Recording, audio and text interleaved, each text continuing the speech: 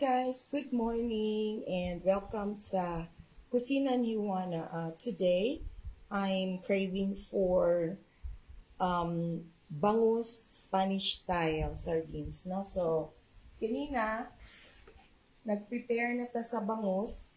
So, I had 2 large bangus. And then, ato na siyang gihumulan with salt, water and salt.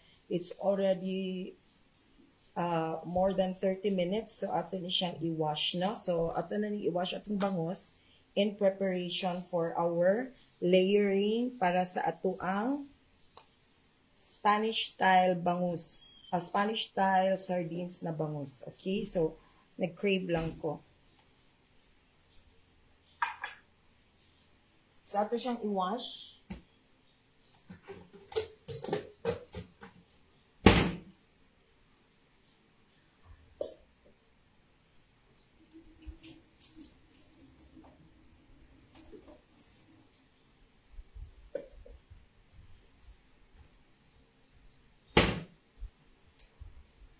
Asa ang katong na ay kuan dai, strainer dai. Wa lagi dire.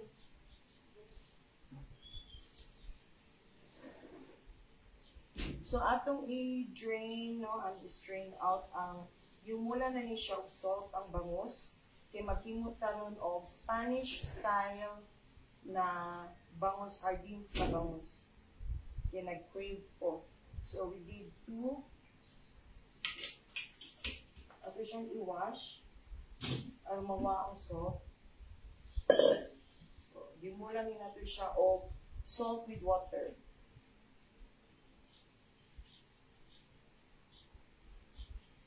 So, let's wash it and drain it.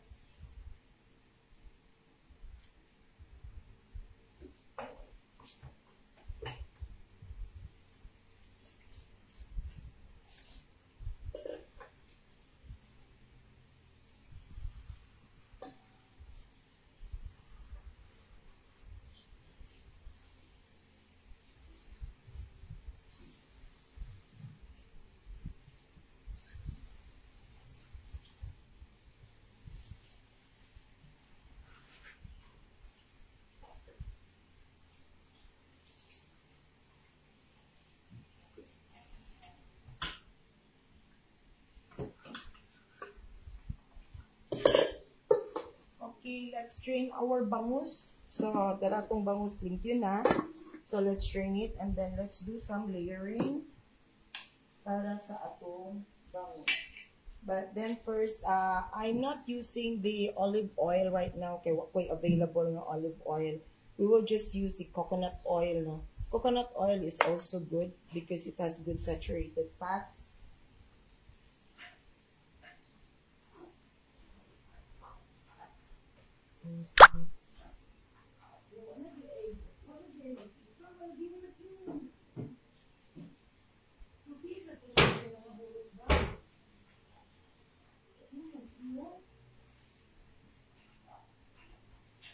Okay, so I'm getting lang the mantik. Actually, refill lang ni siya, but this is coconut oil. So, we have this is our pressure cooker. Then, mag-layer ta. So, we're cooking now the bangus, no? Nga Spanish style sardines bangus, dara. So, ating ingredients, of course, bangus. Ihumulan na ni siya 30 minutes sa salt water. And then, we have garlic. We have olives. We also have the, so titawag pickles, carrots, and this one, this red bell pepper, and the sili. Ano sa itong mga sili din? Aliw ko sili din. Ang halang na sili. So, I'm using the fresh chili, no? Later for kung ako ni gamit atong tag-as. So, mag-layer ta. So, we'll put this one. Carrots first. Sagod sa inyong feel. So, dako magud ni ako ang sitawag ani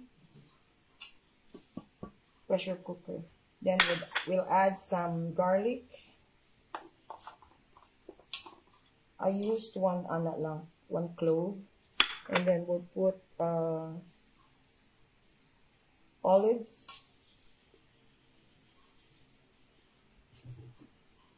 And then, gamay rin na din. Kung ito na po dito lain. And then we'll put the sinigaw namin. Hello, inuunsa naman ko. Tigulang na ko, no? Magpangalimot na ko. Pickles.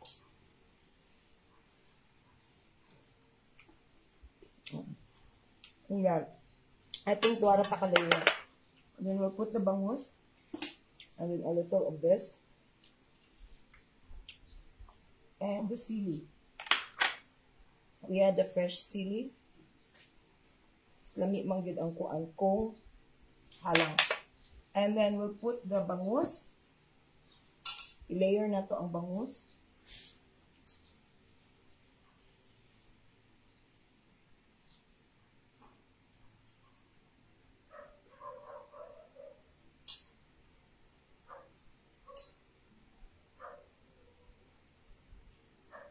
Pila na sa siya ka man supply. And then next layer, bragduhara ni siya ka layer no kay lapad man ato ang kuan. So ihurot na ni natong garlic. Yeah, the garlic, ihurot na to ang garlic. And then ihurot po nato ang olives. So duhara ta ka layer. Then of course the pickles. Di ako mag-arrange basta mauna na siya. Maragya po na, inigbukal, anak, no, marunag mausap. And then the carrots.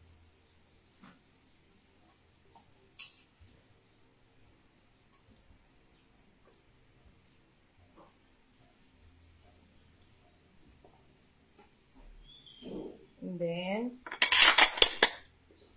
you put the last layer of bangus. Hindi niya itong bangus, kay baga kayo na siya, o taba, no? So, muna siya sa ibabaw. Okay. And then, we'll put, hala, wala din na ako na layer, na limot po. Sige na lang. The peppercorns. Maatura na siya sa ubos. Nalimot ko. Just enough. Sige kung ganahan na nang dakang ikog makaon. And this one, the dahon. The dahon. We're making now Spanish style bangus, ha? So, as you can see, dara. So, nag-layering ko sa akong bangus. So, dara siya. Okay. That's our bangus over there. So, nagnatay carrots, garlic. We have also peppercorns. And now we're going to put, nakalimot ko layer, naramangit yung tanis ako atubangan. Which is the paminta. At usang i-wash kay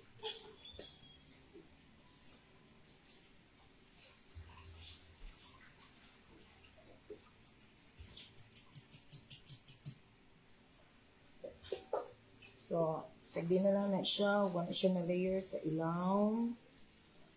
At ito lang ipang dasok. No? So, mas daghan, mas lami siya, mas humot. Tunan pa na to. Okay, aron humot yun ato ang Spanish style bangus. Spanish sardines na bangus. Okay. One of my favorite bangus. So, we're going to add the sili, of course, no? Okay, paligod ko anong greens lang. So, we're going to add some sili. Mas lami mo siya halang-halang. Murag dili na siya Spanish style kung di siya halang. So, we got this from our garden, no? Fresh. Gusto mo daghana na to para halang din siya. Okay. Mana na siya pila na nakaadlaw nga supply na to nga kaon, di ba din? So, mana siya. This is Dindin, by the way. One of my beautiful assistant. Yung usa para ay busy pag-refill sa akong rice. So I think sakto na nino. Pila naman ni kasili, day. Makaon pa kanina ko, day. ubay-ubay na yung sili. So, butang tagdahon. Gipampasok na lang ako. Uban kay wala ko na layer. And then, we're going to add water. Water just enough lang na murag dili gid siya ingon nga ma-over, no? So, just enough lang nga mulag malublob ang atong bangus. Tagay ko sa kuan baby, oyster sauce and patis. Okay, dara ha. Og katong ako ang pangtimpla gani. So, mano ni siya tong bangus. And then, magbutang taog oyster sauce. Nahukda naman tas ato ang kuan. Wala na dito stock mo. Ano lang ni last, no? Stock, no? So, let's add oyster sauce. Mag-ablisa ta. Kay Mamasita, baka naman. Dibito, oy, I'm not promoting anything ha. Basta na lang na. So, we're making the Spanish style bangus here. So, that's it. So, magtimpla na ta. We're putting oyster sauce. Bikin na to para to na.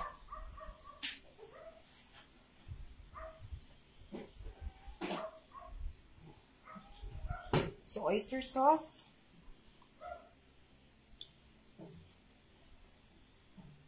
Okay. So, just a little of salt. Gamay lang. Just 1 tablespoon of salt na lang, no? Hindi lang kayo na ito para ito. Ako ganahan ko medyo a little bit of tamis-tamis siya. We will just put a little patis lang. Patis lang, gamay lang kaayo.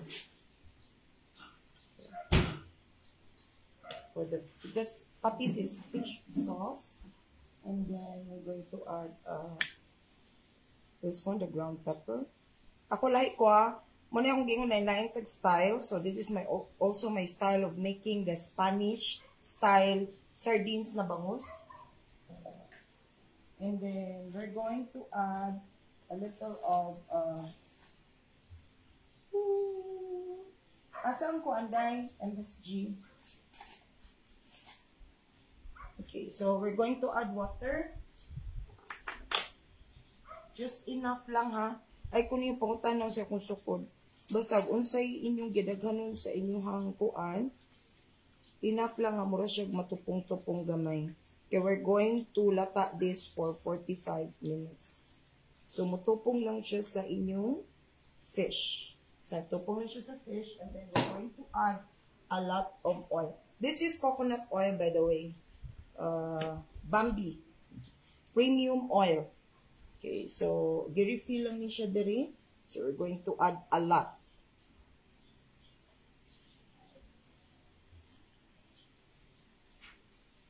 Okay. So I think that's about it. And then we're going to ato ni siyang i-pressure cook for like 40 minutes. And then we're done. Okay, so but then, I'm going to add lang sa brown sugar. Gusto ko medyo manamis-tamis na maalat-alat. Just a little.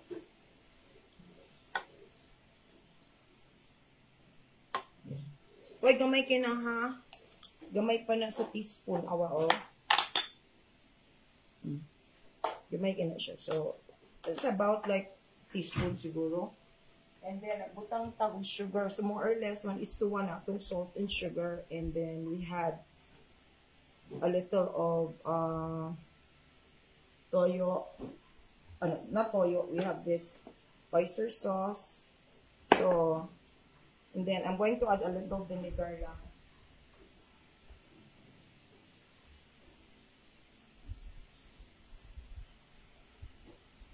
I'm using rice vinegar. Rice vinegar na siya.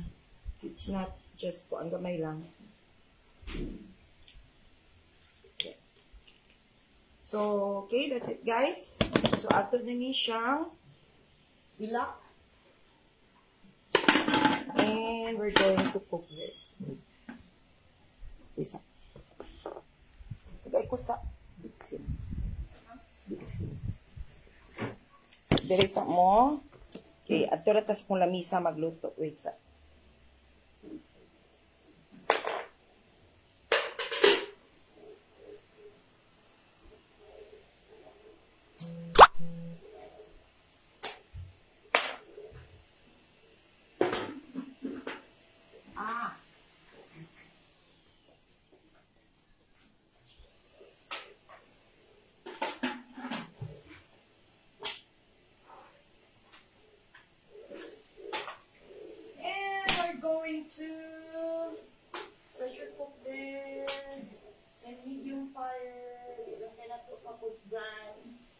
for 40 minutes. That's it, guys. And then I'll come back later once maluto na tong Spanish-style sardines na bangus. Kaya I've been craving for Spanish-style bangus. Spanish-style sardines na bangus for a while. So, karon pag yung ko naka-chance og luto, kay gahapon pa ko nakapalit, kay nahutdan ko olives, nahutdan sag ko og pickles. So, right now, so nakapalit ko gapog pickles, olives, and then, so that's it. So, that's how I make my Spanish style. So, I don't want it to parat. I also don't want it to tabang, but enough lang, anindot siya isudan. So guys, mo na siya. So, let's come back later and I'll let you see kung unsa na ang ato ang Spanish-style sardines na bangus. Bye-bye, everyone! And thanks for being with me here sa kusina ni Juana. Good morning, beautiful Ashley! Hi, hi, hi! Hello, hello! And have a very beautiful day to you. Same as you are. You're a very beautiful person and today is also a beautiful day. Thank you so much for being with me. I say bye-bye for now and let's wait until maluto siya kay ato pa siyang ikuan o 40 minutes, no? Kalamian ng Spanish-style sardines. Yes! Hi, my beautiful sister-in-law. Hi, hello, hello from the Philippines to asa nagay ka karon? Napaghihapon ka sa Oregon ba? Portland? Napakas Portland, no? Hello? And okay, stay safe and happy, and then I'll let you see later the finished product. Bye-bye! See you!